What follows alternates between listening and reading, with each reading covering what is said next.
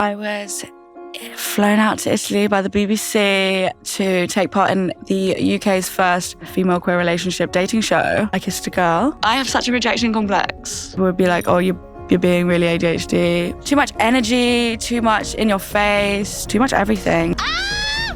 I wouldn't be me without my ADHD. It is a superpower, but it's also my biggest downfall. The intersectionality of my queerness and my ADHD is the best thing about me. I'm here, I'm queer, and I'm neurodivergent. We've had such a great response to the podcast, and so many of you have been in touch asking what you can do to help. It's really simple. Just follow, subscribe wherever you get your podcasts. That way we can reach more people, and that way we can celebrate these great minds that think differently. This summer, Amy Spalding stole the nation's heart as a femme-for-femme icon on BBC's reality show I Kissed a Girl. We dive deep into how her ADHD diagnosis shaped her experience in the Masseria and beyond. You're going to see a really different side to Amy in this episode, and I'm excited to share it with you. Let's get into it. Let's see how great minds think differently.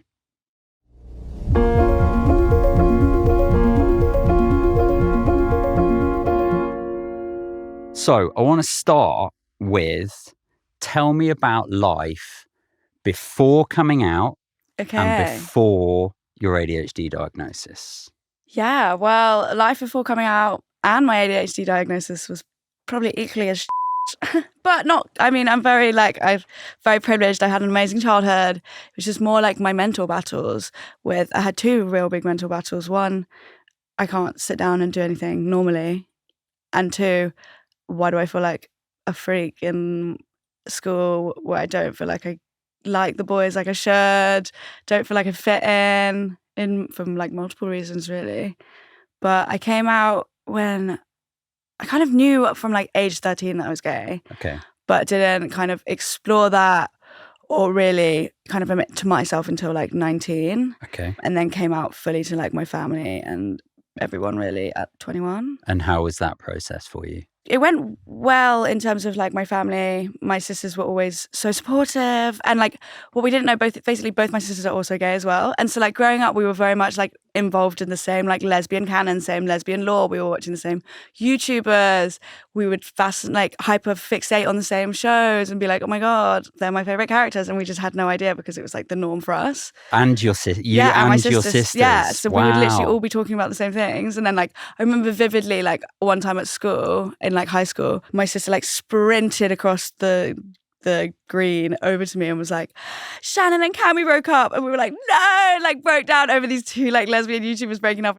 At uni, I remember being like very depressed at uni in first year and like couldn't be myself. I like was sharing a bed with this boy, but like it didn't feel right. And I kind of just kept him around because it was like intimacy vibes and like felt kind of like what I was supposed to do. And also just like he was a good friend. And then I realized I was really depressed. And this was partly to do with like my uni work as well. I wasn't going to uni. I was missing all my lectures. You were studying medical science. Medical science, yeah, at the University of Leeds. And like I would find that I'd be sleeping until like 4 p.m, not going to my lectures, just being like, oh, I'll catch up on them because they were all recorded. Obviously never caught up on them.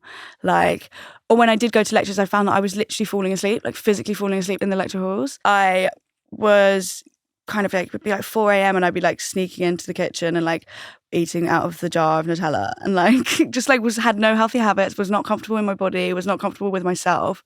And then it completely flipped around in second year when I kind of met these girls. I met a girl and realized this about myself, found my like tribe, and then completely changed the game.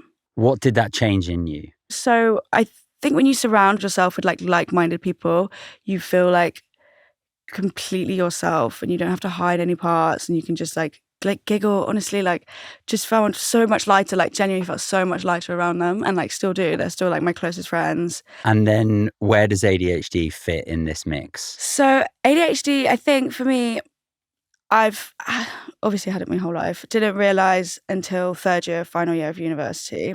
I had people telling me though. So like my girlfriend, my first and only girlfriend who I met at university, and she was the reason I kind of came out. She was like, you have ADHD. Like you do have ADHD, because her two best friends had just been diagnosed. And so she was like, you need to get diagnosed. And then I kind of was like we would do library sessions and nothing would get done because I would just be distracting her and like myself and everyone around me. Like no one would want to work with me. And like it kind of like was reflected in time at school as well, in terms of my report cards were always good.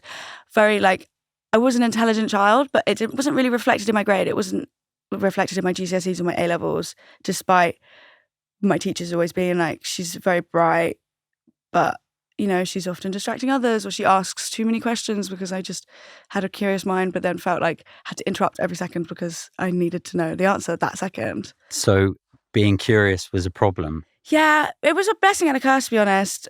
It felt like it definitely helped me understand things further, but it would interrupt the lesson flow naturally. Yeah, but I'm kind of like, God, the world needs curious people, right?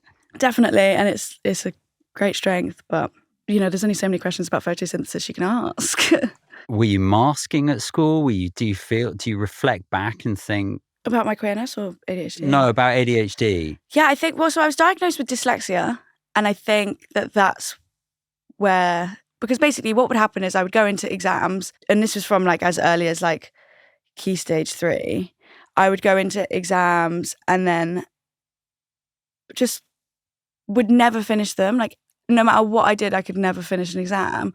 And people thought it was because I was dyslexic, I was struggling with all of the reading of the question. But what really it was I would sit there and then hyperfixate on drawing my table right for like 25 minutes in the beginning of the exam. And then I just wouldn't have any time to finish it. And it's like, or I'd get distracted. I'd be looking at the clock. I'd be looking at the people around me. It was all of that. And so I got my extra time for my dyslexia, but really like my spelling's fine. I don't have dyslexia. I've got ADHD, and I didn't really kind of figure that out till third year of uni, as I said. So you thought you were dyslexic? Yeah.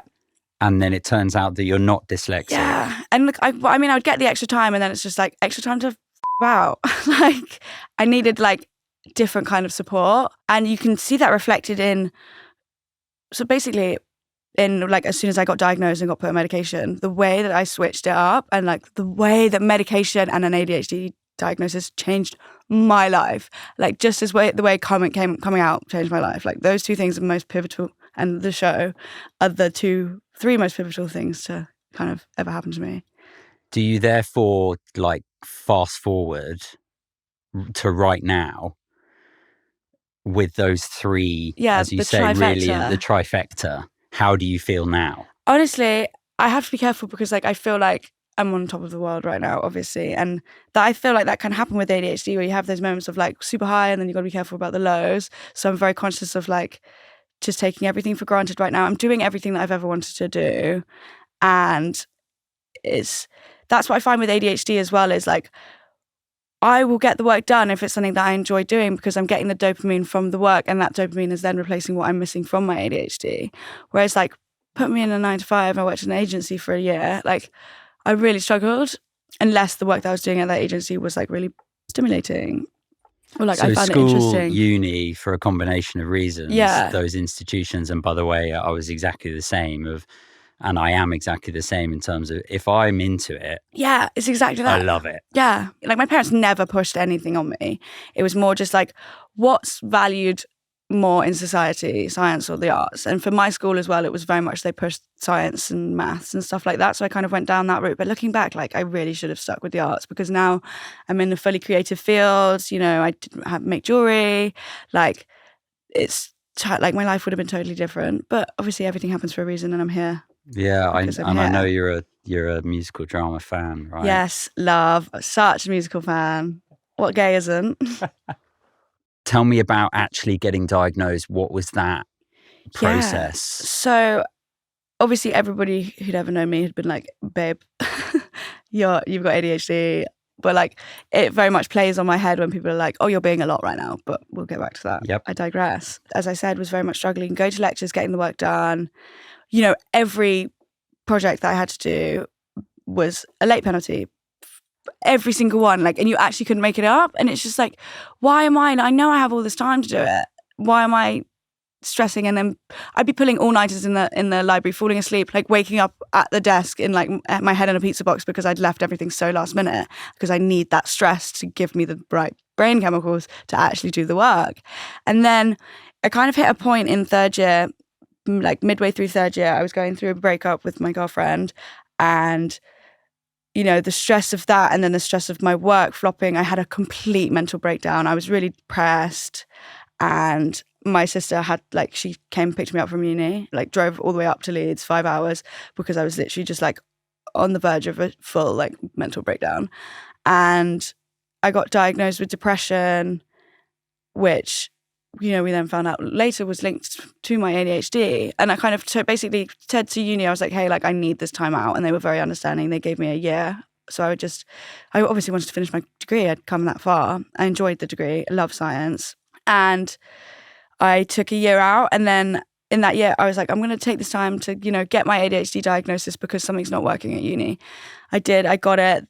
They spoke to me about my options in terms of medication. I went for a non-stimulant because, you know, I do kind of have an addictive personality. I do smoke. I do drink. And they were very much like, if you do that, you shouldn't be taking Ritalin. So I was just like, okay, I guess I'll take the doctor's advice and then do the non-stimulant. Also, it was COVID. So because I was at home, everybody else was at home. So it's not like I was missing out. I didn't have FOMO. Everybody was stuck at home. I had that time to heal with my family, which is what I needed. I started my jewellery, which is like something to keep my hands busy, which like as an ADHD person was very like, I could watch TV and do something with my hands. It was like honestly the best thing for me. Like it's the dream. And did my inner healing as well as my mental healing, and came back to uni. I used to be getting like 2s, 3rds. I came back, got only firsts, managed to graduate with a 2-1, got a really high first in my dissertation. It just changed my life. Wow. Yeah. I'd be able to sit in the library and work. Also so like borderline regretful and like upset about how far I could have done and how much I could have achieved had I, you know, had the proper support at such a young age through my GCSEs, through my A-levels. Like I could have been a superstar, but you know, everything happens for a reason. Yeah, but you're young. Yeah. Like I need to remember that. Yeah, it's all still ahead. What were your views on ADHD pre people talking to you about it or telling you that you might be? I kind of didn't really have any ideas about it. More just like stuff I'd seen on TV, just like some hyper child running around literally headless, which I would be at times, but mostly it comes out, as it often does in women, as laziness, as like not lifting a finger, lying around, leaving everything last minute, as opposed to being like hyperactive. But I have my hyperactive moments. Yeah. I want to see how this chimes with you. This Bella found it actually Neuro-queer. Yeah. So I've always said that if I was to stick with my medical science degree and the kind of sciencey route, I would do a study on, you know, being neurodivergent and being queer, because I find that most queer people are neurodivergent in some way. And I want to know what that's about. Yeah. It's like my sisters as well, both dyslexic. They are actually dyslexic. Probably have ADHD, but like they're definitely dyslexic. And we're both queer. Have you heard that term? No, I haven't heard neuro-queer, but Okay. fascinating. Gonna have to look that up. And that obviously resonates with you. Yeah, it really does. And I think queerness as well is, you know, a lot of my queerness comes from my neurodivergentness. It's like not fitting in a box. I don't fit in the normal brain box. I don't fit in the normal sexuality box. I express myself very differently because of the way my brain works, and I express myself very differently because of my queerness. And they're both funky and freaky, and both should be celebrated, I think. Yeah. I guess you've got misdiagnosis on the one hand. Yeah. Then you've got your sexuality. Yeah. And then you've got the way that your brain's working. Yeah. That to me sounds confusing. Yeah, to say the least. Does it feel clear now? It definitely does. And I think it's reflected in the way that I come across and the way that I hold myself. I'm so sure of myself.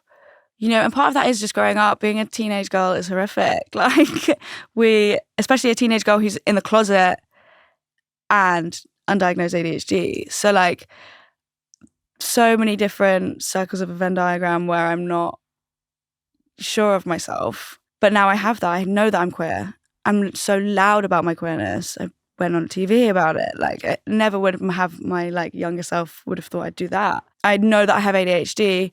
I'm more patient with myself because of my ADHD.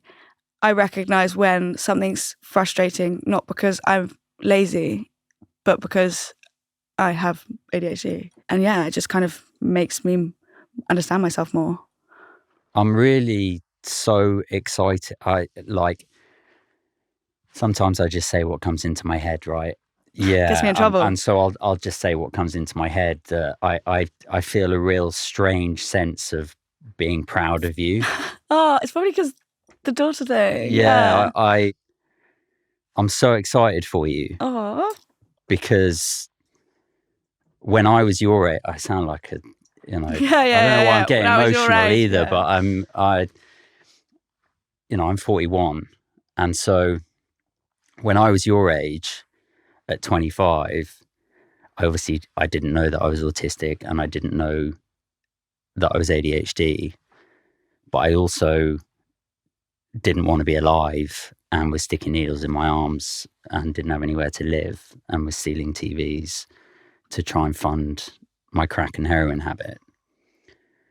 And where you are now, knowing what you know and seeing you sit there at ease with yourself and like in the place of you saying that you feel on top of the world, but you also recognize that you're not going to feel like that forever, and taking that in, that's amazing. Thank you. I mean, yeah, it's taken a lot of work, had a lot of lows, but I also recognize that there's more lows to come, It's about managing that. It's about setting myself up for opportunities where I'm not just riding off of 5 minutes of fame. I've got to recognize that all good things must come to an end and, set up opportunities for myself that have longevity, Let's talk about 5 minutes of fame. Yeah, let's do it. Your words. So most people will know you from being on TV. Yeah. And can you just briefly, I'm sure you've been asked this 100 times, Amy, just give listeners and viewers a flavour of, what you've been up to. Yeah, so last September, I was flown out to Italy by the BBC to take part in the UK's first women loving women, female queer relationship dating show. I Kissed a Girl.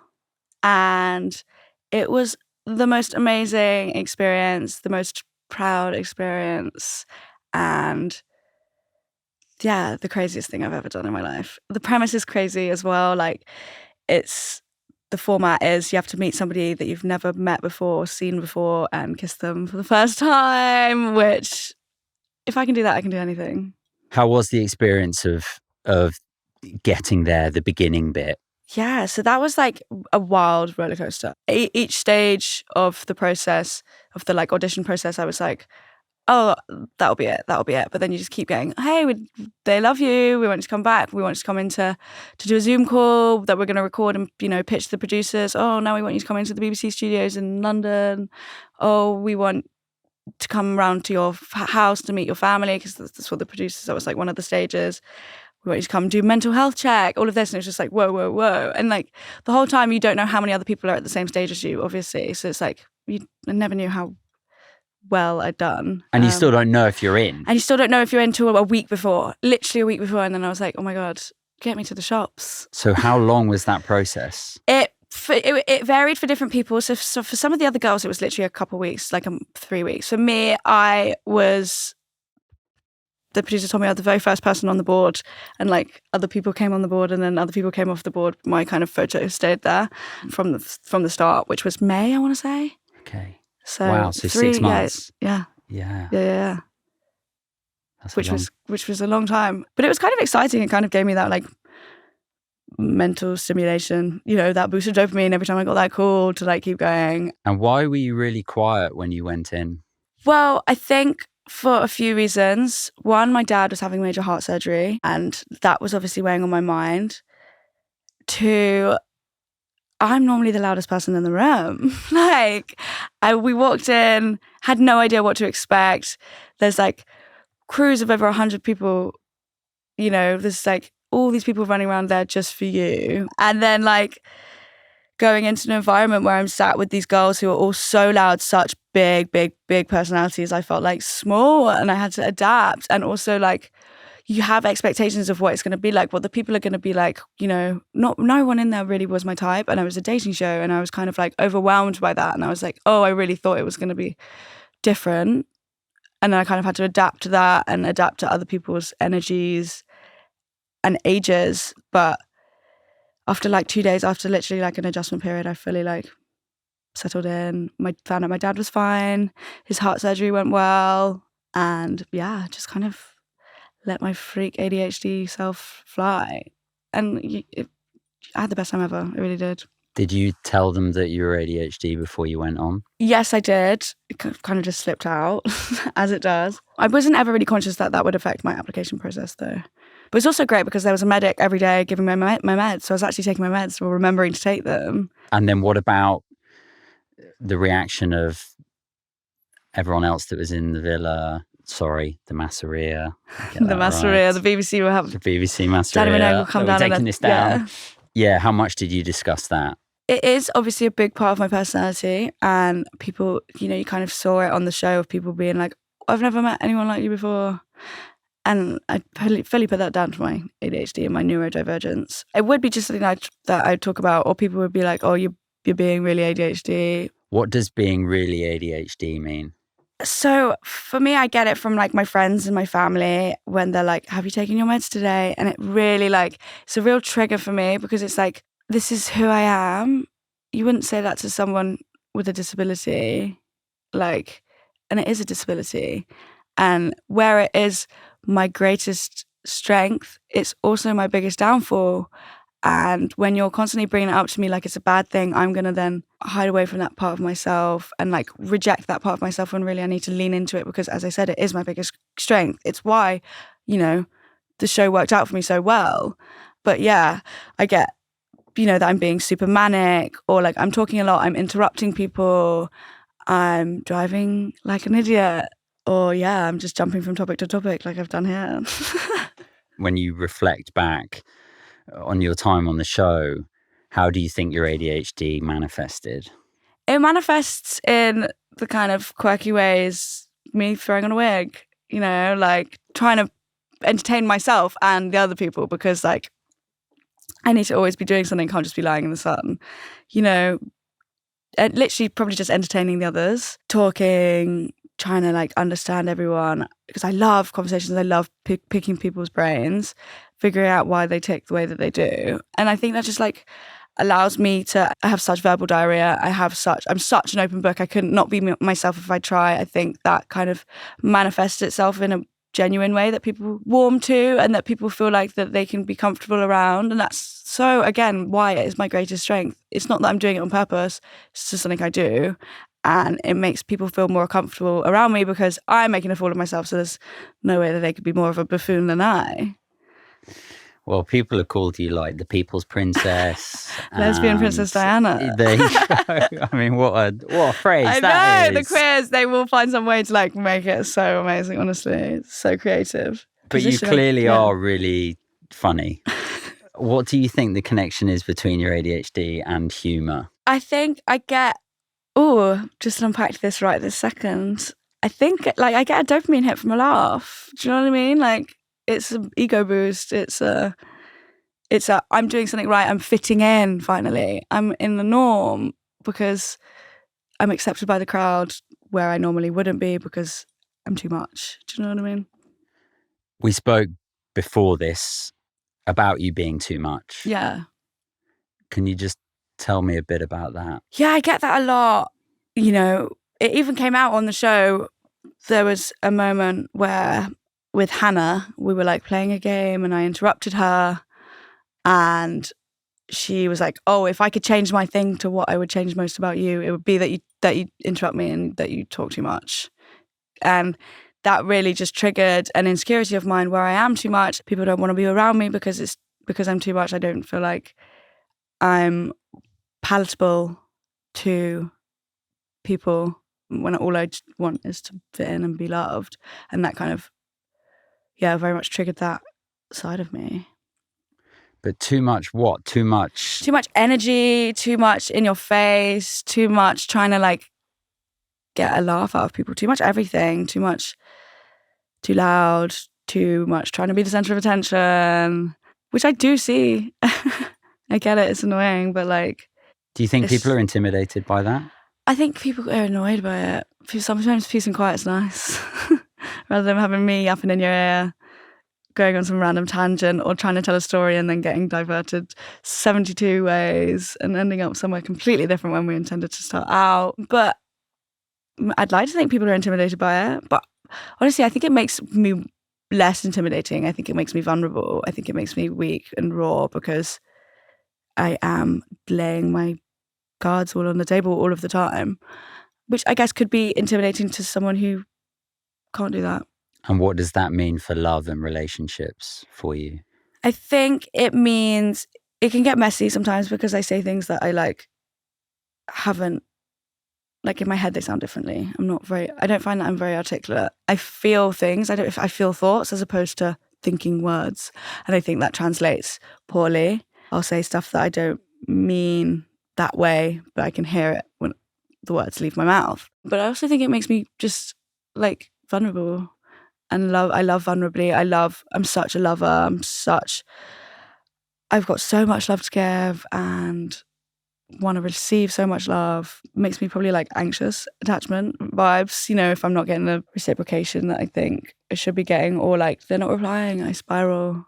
But also, as I said, it's my greatest strength. Did you find love in the Masseria? I did not. I found love. Actually, that's a lie. I did find love. I found friendship loves. I found soulmates. Like, some of the girls in there are literally for lifers. I definitely found love. I found a lot of platonic love, and I found a lot of love for myself, especially after the show came out, having all of these, like, most of my DMs are people relating to me in my journey of not only my queerness and my femness as well, not presenting as typical lesbians did, and that's why representation in the media is so important, but also the fact that people are like, I'm always told I'm too much. I'm always told, I talk too much, or I'm in your face, or I should quiet down. But, now I realize that I shouldn't, and I should lean into it as opposed to shying away from it. And like, that's something I never thought would come out of the show. I thought me going to the show, I went on because I wanted to be that representation that I didn't have growing up and that my sisters didn't have growing up. I wanted to be that femme lesbian, that femme representation. And I never thought that it would actually be that I'm also that neurodivergent representation. I'm that kind of representation where people see themselves in me and relate and also feel proud of themselves for it. It's like, it makes me want to cry when I think about it. Like, never did I ever think I'd have that kind of impact. And it's just been absolutely amazing and so affirming, and without a doubt the proudest thing I've ever done. And, I never thought I'd go on reality TV. There's very much that stigma around it. And the kind of message and the positive response it's had from people is just proven that what I did and trusted my gut in terms of jumping, taking that leap. Yeah, it's exactly what I should have done and where I'm meant to be. So tell me about that last day and then reintegration, they probably call it. Yeah, it was. So we obviously didn't have our phones, which I am very much, as I said, I have an addictive personality, goes hand in hand with ADHD. I'm still I'm very addicted to my phone. My sister's like, if they have rehab for your phone, like, we're going to put you in there. And I was worried that I was going to be in there like twiddling my thumbs. Like, I need stimulation all of the time. But being in there, you have that stimulation from, you're on TV, you have all of these producers running around doing everything for you. You have like these people that you've never met before. And I got all of that stimulation that I would normally be getting from my phone from that. And I found it amazing. Like, I literally was so grateful to not have it. And then, 3 weeks later, we're giving our phones back. I literally couldn't look at it. I didn't want to turn it on. I told someone else, because my friends and family were there. So I told someone else to call my sister, get her down to the buffet. I literally was, the last thing I wanted to do was turn it on. And then when I did, I literally, like, I really crashed. Didn't want to read all my messages, wasn't replying to anyone. Like, my best friend, who's also my ex-girlfriend, classic, she was like, you're like not even replying, not spoken to you in 3 weeks. And I was just so overwhelmed. Also, that crash, as we were saying, of being where you're the center of attention. There's like 100 crew looking after you, waiting on you hand and foot, you know, you bump a table and they're like running over to you because like, are you okay? And then going from that to nothing was like really, really an adjustment period. I was really like low for the first like 3 weeks after it. And, you know, they were good. We had a mental health nurse on call, so we would talk to them a lot about that. And then it was just like a long period of like, well, now what, for 6 months till the show came out. Yeah, that's the thing that I obviously haven't done a TV show, but just this thing happening that no one else is exposed to. Yeah. And then and we can't talk about. And you can't talk about, and then everybody's exposed, but in the future. Yeah. And then you're kind of, the reactions are about your something that self, happened 6 months ago.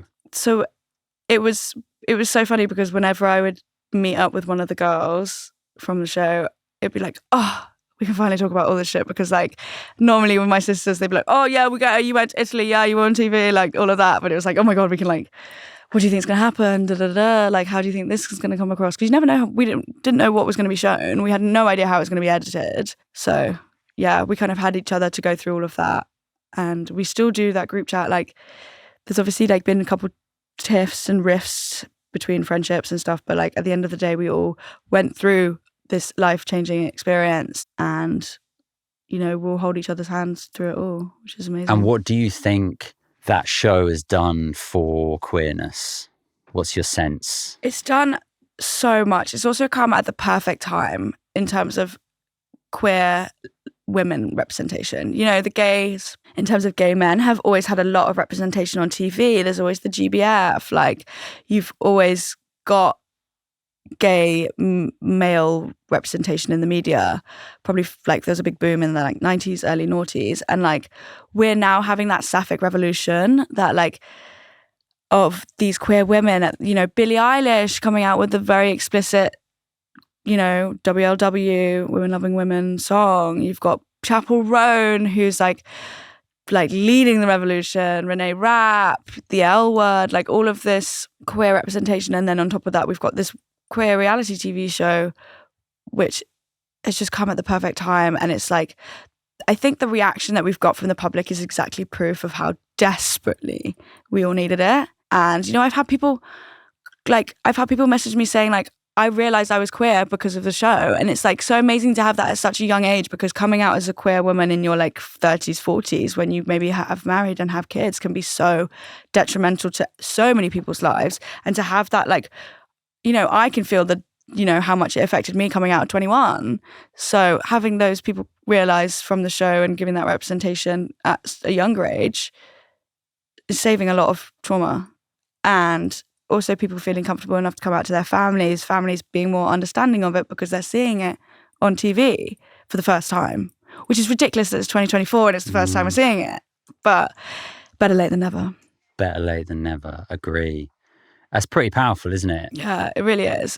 It really is. And I'm so, because I latched onto so much of the lesbian canon growing up. You know, I'd watch seasons and seasons of a TV show for that one kiss between these two girls, and like, you know, fast forwarding to season 4, episode 6, minute 30 of Glee to watch Santana and Britney kiss. To be a part of that lesbian canon itself is just full circle moment and so healing of my inner child that like it's amazing. And like people are telling me they're writing their dissertations about me and like all of that, and it's just like crazy. It's absolutely crazy.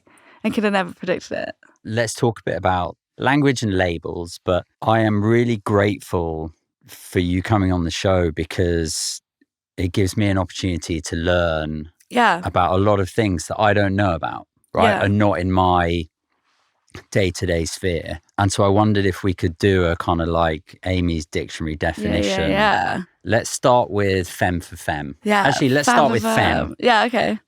I think, to be honest as well, like the lesbian lexicon is changing for me. Okay. So I'm trying to not put myself in a box and other people in a box, because when we do that, I was put in a box all my whole life, put in a straight box, put in a normal box. And how did that benefit me? It didn't.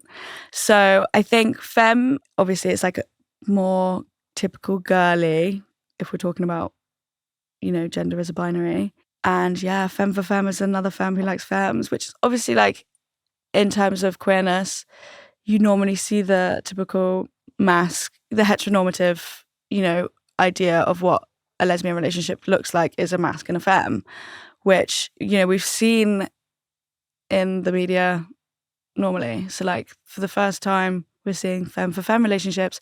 I wish there was a masc-for-masc relationship, because that's also even more rare. And so masc, what's that? Masc is like more masculine presenting, maybe the short hair, the kind of, covering of the chest, the typical boy clothes, which I love to lean into as well, but like in a feminine way, I'd say. Like, I'm wearing a shirt and a skirt right now. Yeah. Black cat? Black cat. So these words that they were coming out with, I was like, where the hell have they pulled this from? It's just more just like, like dom, I'd say, is like dominant and like wants what they want and because they want it. And then like you have the golden retriever, which is like laid back and like just like easygoing, like a puppy vibes. And then mother? Mother, you're looking at her. Mother's just like an energy. It's like, how would I describe mother? You're just mother. You can be mother and you are mother. It's just someone who is someone you look up to and is just like an icon and just like mother. Okay. With the clicks. Yeah, with the clicks. I love it. Well, let's talk about Dyke. Yeah, Dyke obviously was a slur. And to be fair, lesbian felt like a slur to me. The word lesbian felt like a slur to me for the longest time.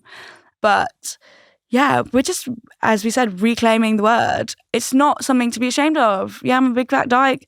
It's the best thing about me, that I'm ADHD. It's something that, had a lot of shame around it for such a long time and was like dirty dyke, like, ooh, that like rug muncher vibe. But we're just kind of like reclaiming it, and I want people to be, that's why, so I make jewellery.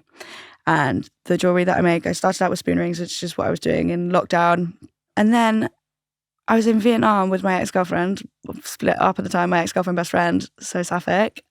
Wait, what is Sapphic? Sapphic is like, so Sapphic survived from Sappho, Greek goddess, who was the first lesbian, and she used to write lesbian poetry. So Sapphic just means women loving women. And yeah, I was like a dyke ring, and I was like, I'm gonna make this for my little sister because she's also a dyke. Just made a TikTok about it, and it kind of blew up. It's like, makes me so proud because I'm wearing on my finger something that's like so like whoa, and like it's a dirty word. My TikToks get banned all of the time because I'm saying it, because I'm talking about it, even though like it's who I am and I'm reclaiming it. It's still seen as when social media is seeing as a dirty word, and when they're censoring it, it's giving homophobic. It's giving, why are we saying that? And it's like, stop censoring our queerness. But now I'd wear it like loud and proud on my finger. Never would I have ever thought at school the shy little girl who was crying at parties because she couldn't be her queer self would wear such a dirty, quotation marks, word on her finger. It's funny because I'm a farming boy. Yeah. So my understanding growing up of the word dyke. dyke Yeah, is very different. Yeah. Geography, A-level coming into... Like dyke and ditches. Yeah. Rivers and streams. It's funny because I posted that TikTok and people are like, what does that word mean? And then someone was like, oh, it's like a thing in a stream. And I was like, babe, take it however you want it. Yeah. Such a geographer, you wear it on your finger. And so what's the reaction to you creating these dyke rings? And reclaiming that word? Yeah, I think I was nervous about it because I was like, this could go one or two ways. But it's been totally positive. And I think that's what happens with queerness as well. We are always the first to step outside of the box. Say with fashion, we're always pushing the boundaries. We're pushing the cultural envelope always. So this was kind of a way to do that even more. And I just knew that the queers would get it. The gays get it. They're all mother. Like, it made sense. And it's just, the reaction that I've had to it. Everybody wants one. Everybody wants a Dyke on their finger. And you have been making these. Yeah, I hand make them myself, which on top of all of the I Kissed a Girl press and Pride Month as well, it's been absolute hell. And my ADHD, like managing that has been really difficult. Like it's been really difficult, but I'm getting some help with the production, getting some help with the creative side of things, because I just foresee this to be a massive thing, and I'm gonna grab the bull by the horns and really run with it. It makes the work easy because I'm like enjoying it. I love it. I feel so passionately about everyone being loud and proud, and I feel so passionately about jewellery and fashion, so it makes it easy. However, like I do really struggle with my like accounts are so messy. Like I struggle with the organisation. I struggle with the timekeeping. You know, there's people are waiting on orders, which really stresses me out. So it's all very new to me, this world as well, managing the kind of social aspect as well as like running a business. Who would have thought I'd be an entrepreneur? Like what? But I think that's just the way my brain works as well. Forget business for a second. Like, how entrepreneurial are you? I definitely I want to work for myself. My dad's an entrepreneur. He's also very neurodivergent, like the way I watch him think. Yeah, I think it's definitely ingrained in me. That's why I quit science or like gave up. I didn't want to be sat at a desk or a lab for the rest of my life. I did work experience with my dad at like 15. The takeaway was that I could never like be sat at a desk from 9 to 5 again, because I just like literally was just bored, not mentally stimulating. Right now, my life consists of me running around London, either shooting podcasts or I'm having meetings about my jewellery or I'm in the workshop making my jewellery. And it's just like that kind of mental stimulation of doing loads of different things is just really what works for me. And I'm loving every second of it. And how long do you think you need to be loud and proud? Oh, for your whole life. But also it's also situational. Situational, is that the word? Mm-hmm.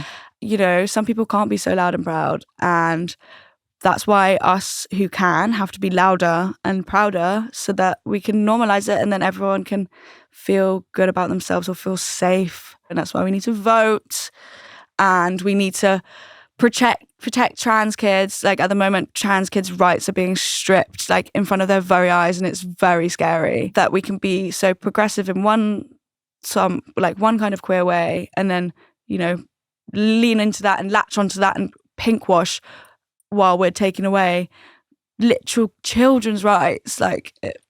We need to keep fighting the good fight.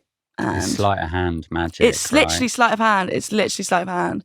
Look over here while I'm doing something terrible over there. But it's all baby steps as well. You know, the show is a baby step for more queer representation, and I'm sure there'll be like more trans shows coming out soon, because, you know, we need to take baby steps before we can jump. And we've proven that. And I think it will happen quicker than we originally thought, because there's such a thirst for it, and the reaction that the show's had has been so positive. It's going to be a no-brainer next time.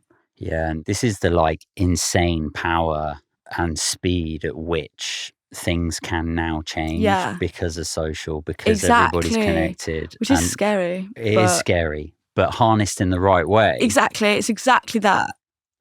You can create new norms in a year. Exactly. And you can create, you know, cultures and communities and support. And you can do so much good. It's like a weapon, any weapon, isn't it? Like used in the wrong way. Yeah, like a hammer. Yeah. Exactly. So true. So true. But also very dangerous. Very dangerous, yeah. Have they commissioned another series of I Kissed a Girl? So the way they're doing it is I Kissed a Boy. So they're doing another season of I Kissed a Boy and then another season of I Kissed a Girl, which, you know, I think from this show we'll have ITV, Channel 4 coming out with their own versions. Like, it's going to be... See you later, Love Island. Yeah. Or they're going to start bringing lesers into Love Island, or bisexual Love Island. Can you imagine how messy that would be? Why don't they do that? Exactly. Too messy, probably. I heard you say that like a lot of the cast and crew are also queer. Yeah. Which was that just made the show for me. Like, I'm so close with so many of the producers, like maybe closer than some of the cast members, because they were the London lesbians that I thought I was going to be meeting on the show. And I did in some ways. But like having them as a support system and just like them understanding not only my life experience in my queer journey, but also the weight of what this show was doing meant absolutely everything. Like, it was so amazing. And I love all of them very much. I really get this sense that you, in a really good way, take the responsibility that you have really seriously. Yeah, and I think it's because of how I grew up and not being secure in my queerness, and also kind of being a bit older than maybe some of the other girls. It's the weight of what I knew what it would have done for me. But did you think about that before going on, or was part of going on the show? I think it happened while I was out there, because I would be talking to Shah, like one of the producers, about like our favorite lesbian films, and then just like all of the like lesbian law, the like is such a big part of all of our queer girlies' queerness. They were like, we're making history. Like, we genuinely made history with it. Before it was coming out, we were all like nervous about how it was going to be perceived, or like some of the girls who came in later were like, we didn't really get our time to shine.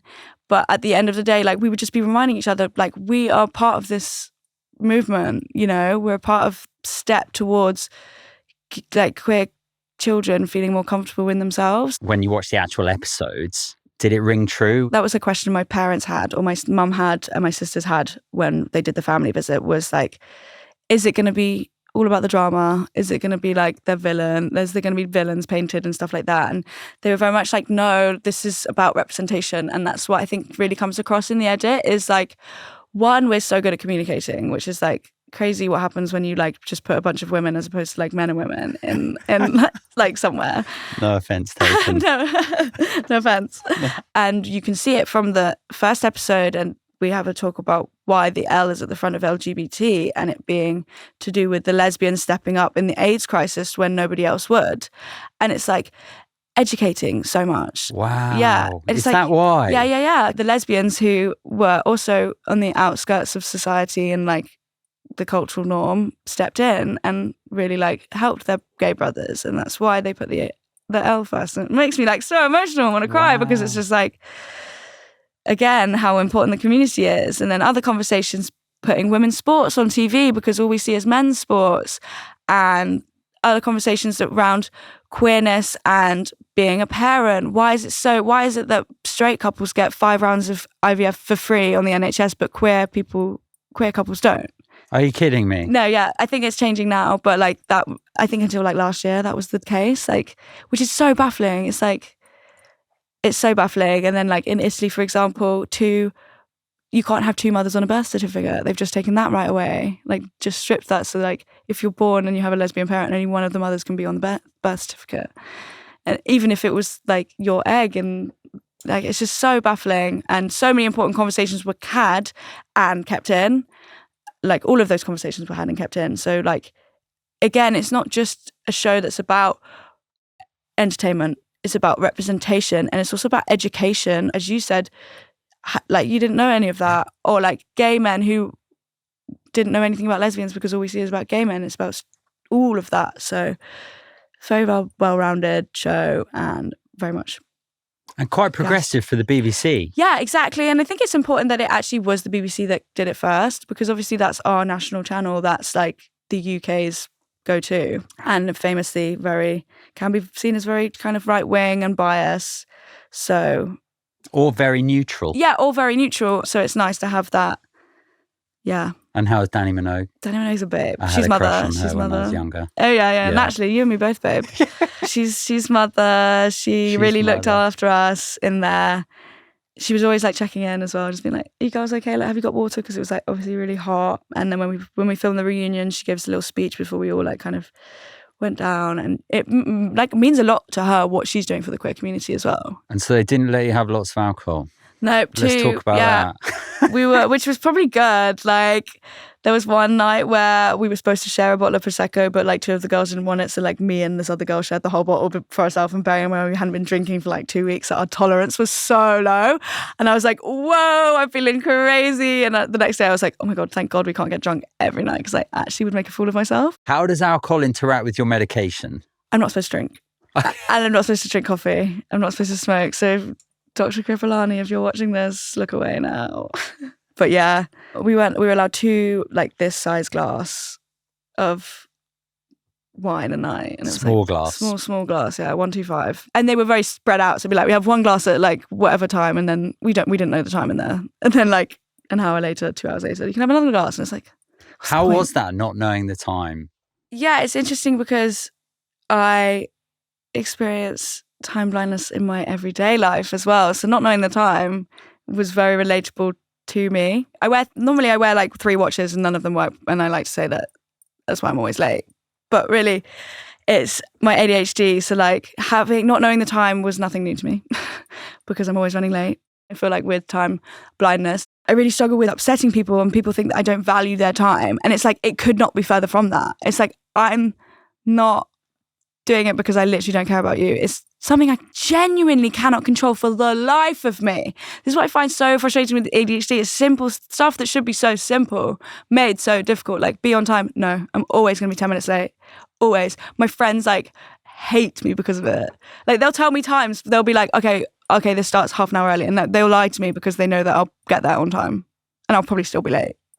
This is so interesting because this is all part of executive functioning and the challenges that we have with ADHD and doing these simple, like the amount of times normal things. Yeah, the amount of times I've Googled like how to like better my executive function. Like, executive function is like something I'm always Googling because I like need tips and tricks. Yeah, it's one to figure out. And then the other interesting thing is, and this I'm going on guests we've had on previously, and specifically ADHD guests, it's 2 extremes. Some people, they want to be an hour early to everything, and other people are late. There's no like on time or 5 minutes before. It's just one extreme or the other. Of course it is. It's ADHD, it's extremes. I wish I was the other one. I really do. And I bet everyone around me in my life wishes I was the other one as well. No, I will be late.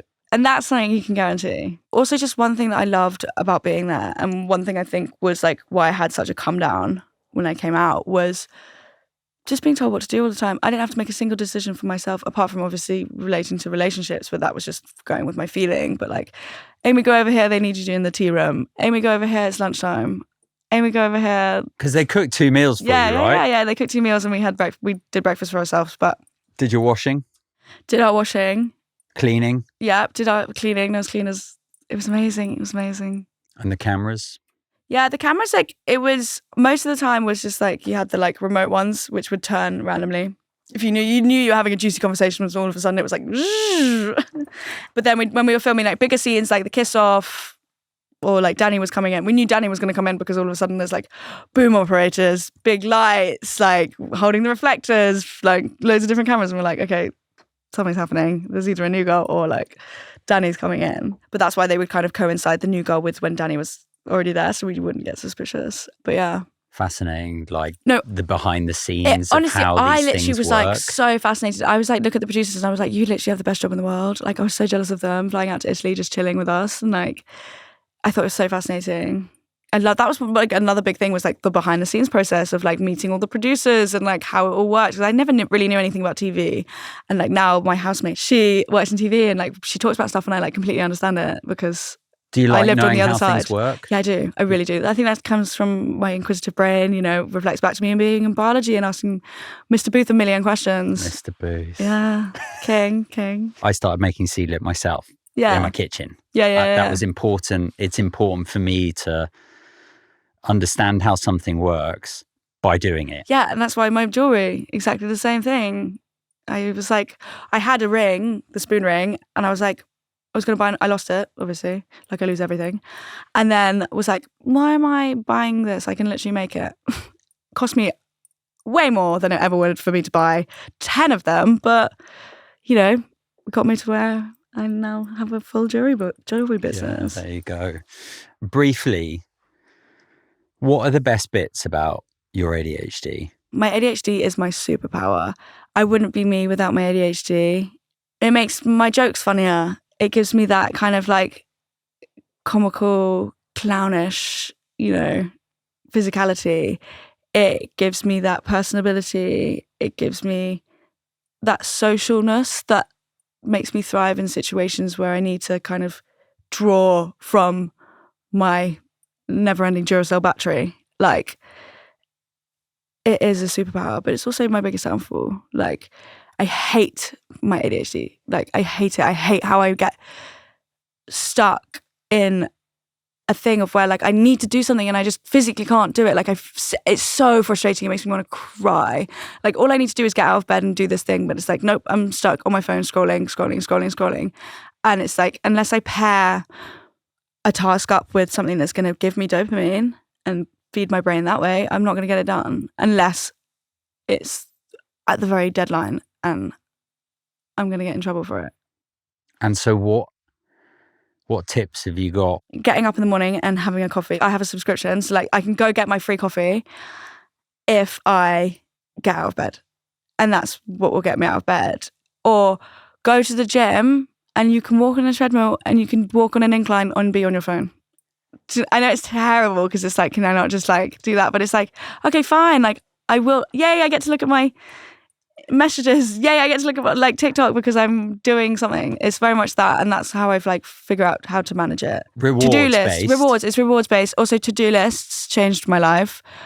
But then like at the top of my to-do list is write to-do list, which itself can be difficult. But as soon as I do, it's like mapped out for me, and I just have to start checking things off. The most minute tasks as well, because you get that dopamine hit from checking off, brush your teeth, write to-do list, all of that. So find to-do list, yeah, literally find keys. Oh my god, my housemates are gonna kill me.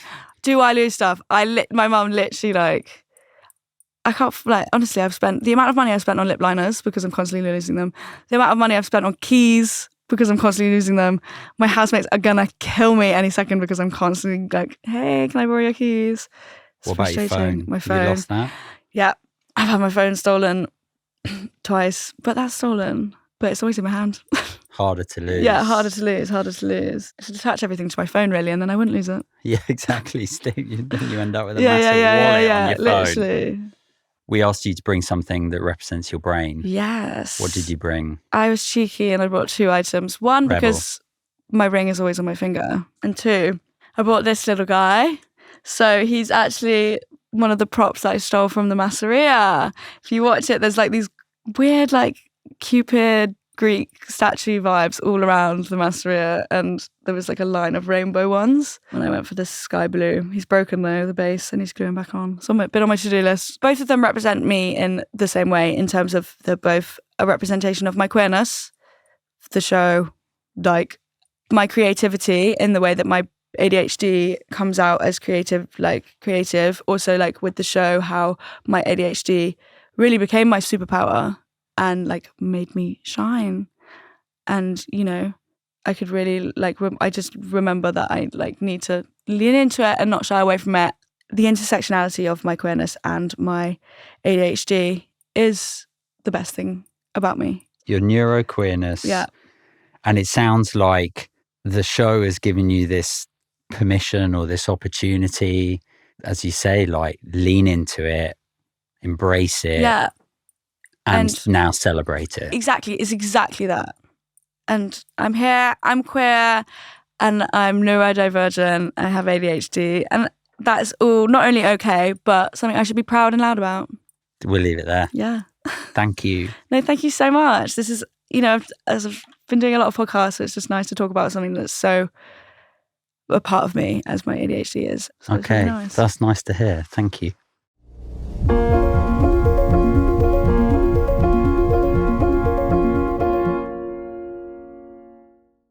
Because I'm autistic, I think differently. And back in 2015, I wanted people to drink differently.